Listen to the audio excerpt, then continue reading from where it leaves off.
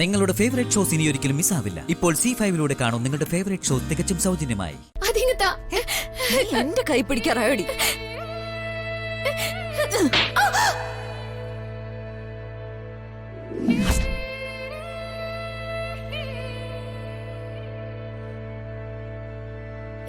ചേച്ചി, അത് എന്റെ പെൺഡ്രൈവാ, എനിക്കത് വേണം.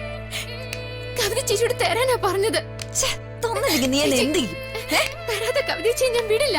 എന്റെ വീട്ടിൽ കയറി അധികാരം സ്ഥാപിക്കാൻ നീ ആരോടാ? ചേച്ചി കൈവിട്. ഈ പെൺഡ്രൈവിന് വേണ്ടി ഇത്രയും നിർബന്ധം നീ പിടിക്കുന്നുണ്ടെങ്കിൽ നിന്നെ സംവദിക്കുന്ന എന്തോ രഹസ്യം ഇതിലുണ്ട്. കവിതേച്ചി അതിങ്ങ് തരാനാ പറഞ്ഞത്. വിടടി. അതിങ്ങ് താ കവിതേച്ചി.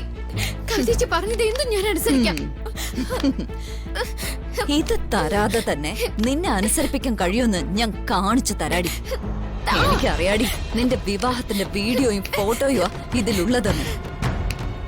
അവൻ ആരാണെന്ന് ഞാനും കൂടെ ഒന്ന് അറിയട്ടടി. കവിതേച്ചി അത് തരാനാ പറഞ്ഞത്. ഞാൻ പറയുന്നൊന്ന് കേക്ക് കവിതേച്ചി.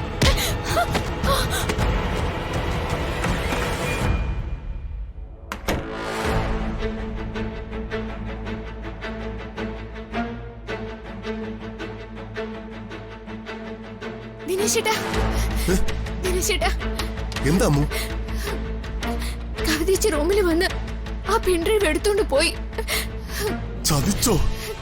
കവിത ചേച്ചിക്ക് എന്തോ സംശയം തോന്നിയ എന്റെ മുറിയിൽ കയറി എല്ലാം വാരി വലിച്ചിട്ട് പരിശോധിച്ചത്. ഞാൻ എത്തിയപ്പോഴേക്കും കവിത ചേച്ചി പെൺഡ്രൈവ് കണ്ടുപിടിക്കുകയും ചെയ്തു.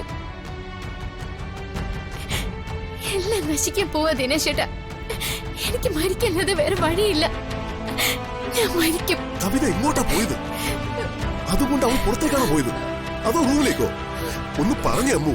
അത് ഓപ്പൺ ചെയ്യും മുറിയിലേക്കാ പോയത്.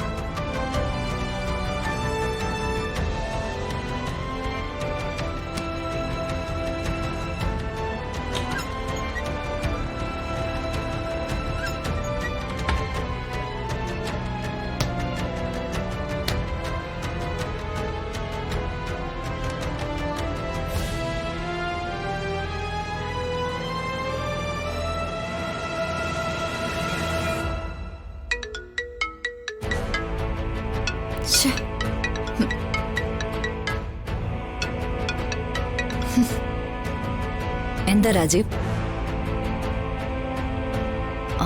അത് ഞാൻ ഗൗതത്തിനോട് പറഞ്ഞാണല്ലോ. ഗൗതം വേണ്ട പോലെ ചെയ്യാമെന്ന് പറഞ്ഞതുമാണ്. അതിന്റെ ഒക്കെ കാര്യം എന്താണ്? ടെൻഡർ മാറ്റി കൊടുക്കുന്നത് പുതിയ കാര്യമൊന്നുമല്ലല്ലോ. രാജീവ് ആ ഫയൽ അക്കൗണ്ട്സിലേക്ക് വിട്ടാൽ മതി. ഇന്ന് ബില്ല് മാറേണ്ടതാ.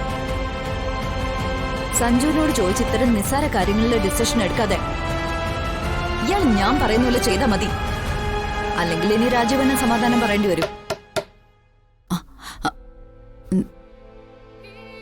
ഡൗൺലോഡ് ചെയ്യൂ C5 ആപ്പ്. കാണൂ എല്ലാ എപ്പിസോഡുകളും സൗജന്യമായി.